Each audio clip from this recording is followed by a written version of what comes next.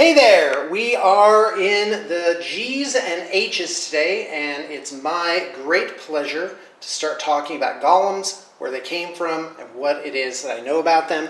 In the last video, which got cut off at exactly the right time due to battery pack failure, we talked about the giants and, of course, everything to do with them. So, life is good. It's really awesome. And you know what? These were the days back in late 70s, early 80s for Dungeons & Dragons, but also today is the day as well, and if I had to pick one, I would definitely live today. We're spoiled for choice for miniatures, we're spoiled for choice for resources, many of them which are at no cost. You could, if you have an internet connection, you can just find all this stuff online. It's easy to get PDFs, and if you want, you can go out and buy these extravagantly illustrated books, and it's just absolutely amazing. So let's charge right on in, and I am giving the history and overview of the old monster manual. We talked about giants last time, so now we're in golems. And golems, I gotta tell you, they really captured my young imagination. And of course, there's 4 basic types. You've got flesh, stone, iron, and one more clay. That's right, the clay golem. Now the clay golems are different. Actually, that's not true. There's 2 types of golems that can go old berserk on you. And of course, where does this come from? It's from Mary Shelley's Frankenstein, an early science fiction novel. And that's really where the idea of a flesh golem comes from. And of course, these all need tomes to create them, and they gave like introductions to how, you know, like in the book, like how you would have to, what you would have to do in order to make them. Oh, here you go. Not here. This is goblins. So anyway, 4 different sorts, each will be detailed separately. All but the flesh golem are created from earthen components. The former is created from the remains of humans.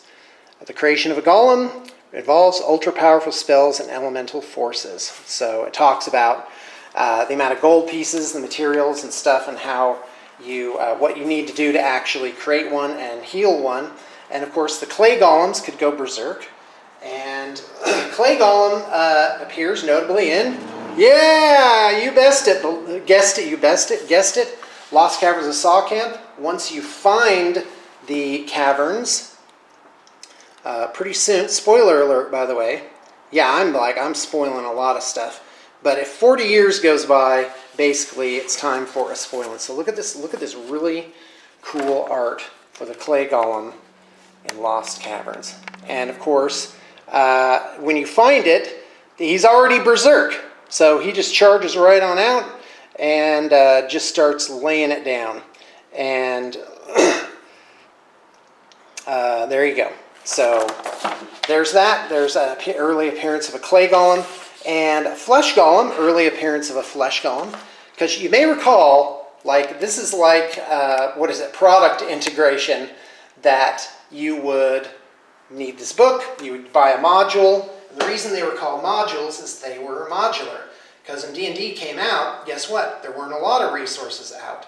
So you would need adventures to plug and play in your campaign, and that's why you would buy these little booklets, and you could just put them in there and go off of them. And the last year and a half, I did an amazing campaign that just went on and on and on. I think it was like 58 sessions or something like that, and it was really amazing. And I basically redid a lot of these modules. And what my point is, that was the spirit that used to and still should prevail when buying these things. You should do them on your own. Of course, when you buy modern modules, they're so fleshed out and there's so much information, you don't need to use your imagination so much. So, I don't know. It makes me think about AIs, because right now with an artificial intelligence, guess what? You don't got to use your real intelligence. You're just like, AI, make this business plan for me, and you don't gotta think. And I wonder how that's going to affect humanity. I actually think humanity will not only use the AI, but it'll be like an exosuit to make us even more powerful and thoughtful. But anyway, let's get back to White Plume Mountain. So you go into this sort of a fun house thing where there's all this stuff, and guess what? Pretty early on, you find 5 flesh golems. 5 flesh golems lined up against the north wall. Each has a number on its chest: 5, 7, 9, 11, and 13. One of them says, "One of us does not belong with the others. If you can pick it out, it will serve you, and the others will allow you passage. If you pick the wrong one, we will kill you. You have 60 seconds." So anyway, that's a little puzzle there, and that's an early appearance of the flesh golem in modules, and of course you do see the other types, but I can't think of offhand where. But anyway, so let's take a look at the modern ones and see maybe how they're different or whatever. Yeah, a clay golem and a flesh golem can still go berserk. There's different rules for it. But there is, as far as I can tell, there's nothing here explaining how you can actually make one. And that's something that's missing in 5th edition, is actually making your own magic items. And of course, a good dungeon master can, if he wants to include that, well, guess what? There ain't nothing stopping you. There's no RPG police who can just, you know, who will tell you what to do and what not to do. But there you go. They give more or less the same amount of attention, and they definitely don't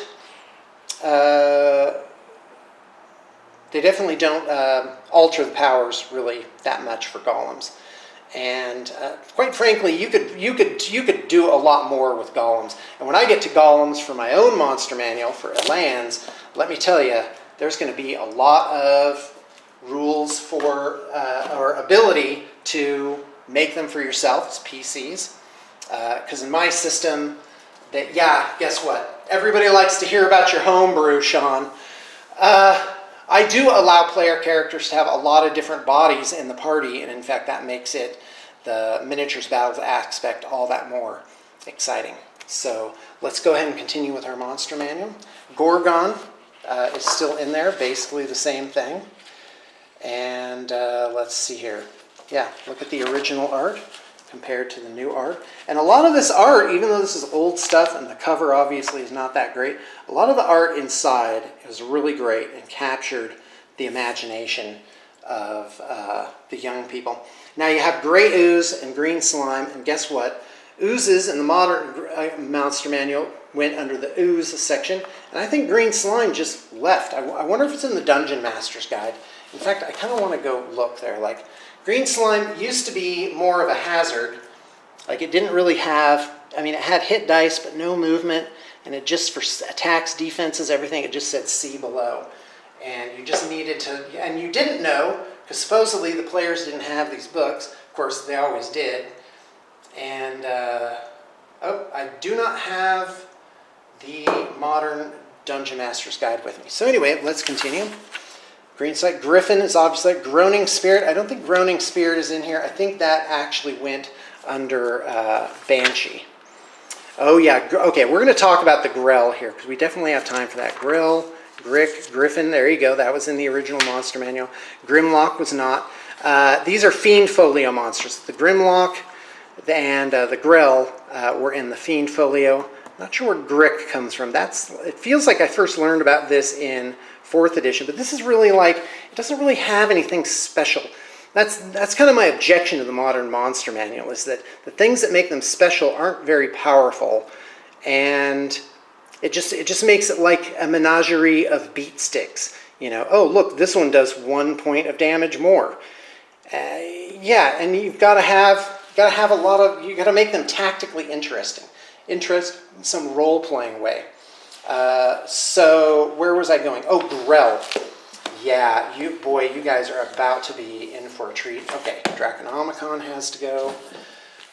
You know what? I just want to go back to golems for a second. Every single expansion has golems in it, and they get weirder and weirder and weirder. In fact, I want to look at this is by Kobold Press, Tome of Beasts. They've got the Creature Codex, Tome of Beasts 2. They're coming out with Tome of Beasts 3. It's so much, and Kobold Press does such an amazing job. Like, I'm going to be hard-pressed to make my stuff as good as theirs. Substantively, my stuff is already as good, if not better, than most of what is published out there. So, yeah, here's a genie, a different type of genie. Come on, where's my golems? Giants. Oh, yeah, everybody's got different types of giants. And, Gnarl Jack. Here you go. Eye Golem, which has eyes on it. That's random. A Horde Golem made out of a treasure. A Salt Golem. Now, salt, that I will buy. A golem could be made out of salt. Although, I don't know what this is. It looks too brown for me. A Smaragdine Golem. Steam Golem. I don't know. I'm not feeling it with all the different weirdo golems. So, but no criticism against these guys. They're great. And, you know, they made up something new. And, yeah, if I think I can do better, maybe I should go out and just do that. All right, Fiend Folio is where the Grell makes its first appearance. And in the old book, Lords of Madness, which I keep promising to show you, but I haven't yet. In fact, I just need to go up after this video and get it. Let's go to G. How am I doing on time? 11 minutes. Very nice. Yeah, so G's. Some giants in the Fiend Folio, by the way. Fog Giant, Mountain Giant. Don't see the Fog Giant reappearing. Get the Yankee. Here it is, Grell. Look at the art on this.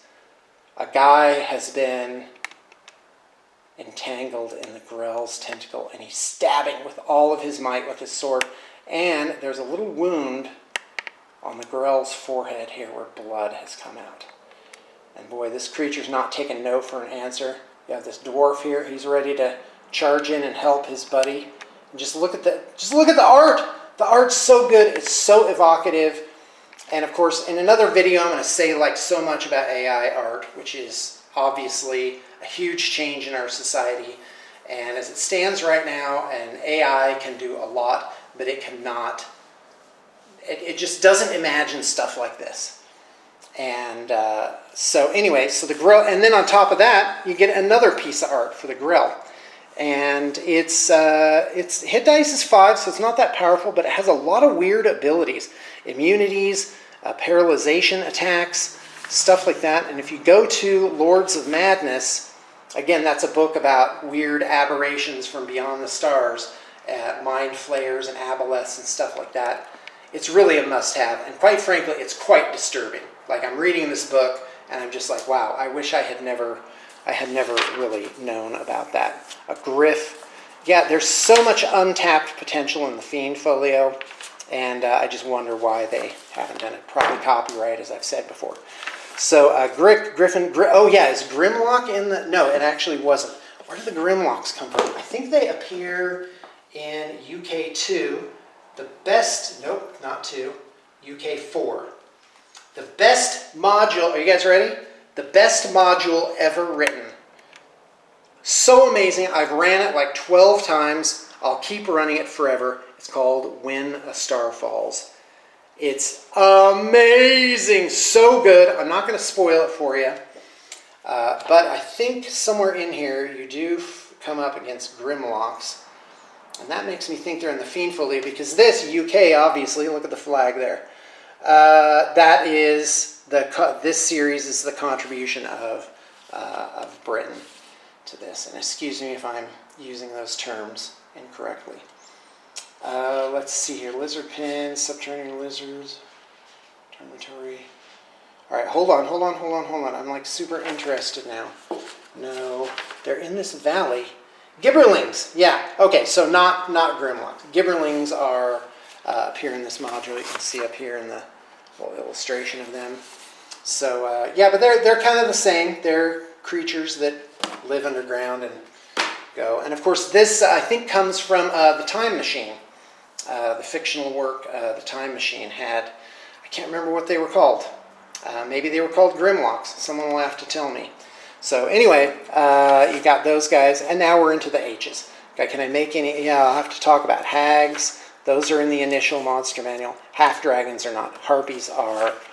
Hellhounds definitely are. Hellhounds are really cool. They're They're sort of a sub thing of the fire giants. Helmed Horror, that's a Forgotten Realms construct. Hippogriff obviously is whatever it is. It's from mythology. And then of course Hobgoblins. Yeah, I'm just doing a quick overview here before I finish this, because I definitely can't do the H's in 3 minutes. Hook Horror, well, yeah, I guess I am kind of going to just do the H's. Homunculus is in the first monster manual. That is a mythological creature and comes from common folklore and stuff like that. Kind of the same thing. And then Hook Horror, I'm 98% sure. This is, yep, there you go. Hook Horror is from the Fiend Folio. Let's see if we can find a little bit of art there. And that's what those look like. And of course, somewhere, I can't remember, they get a treatment.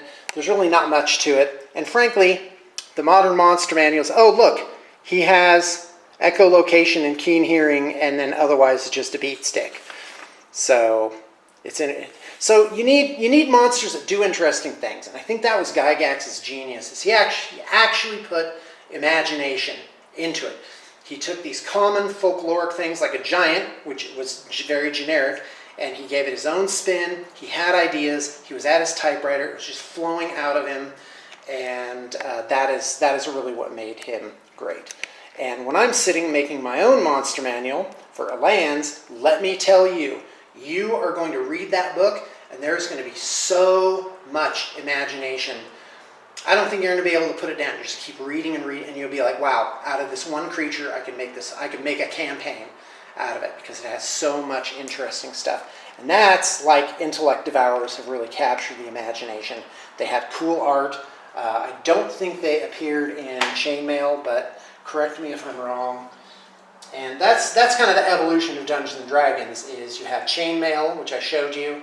And then you started getting these basic box kits like Moldvay and Holmes in the 70s, and then finally Advanced Dungeons and Dragons coming out in the late 70s. And this stuff is old. It's really old. It feels like it's always been a part of our culture, but it hasn't.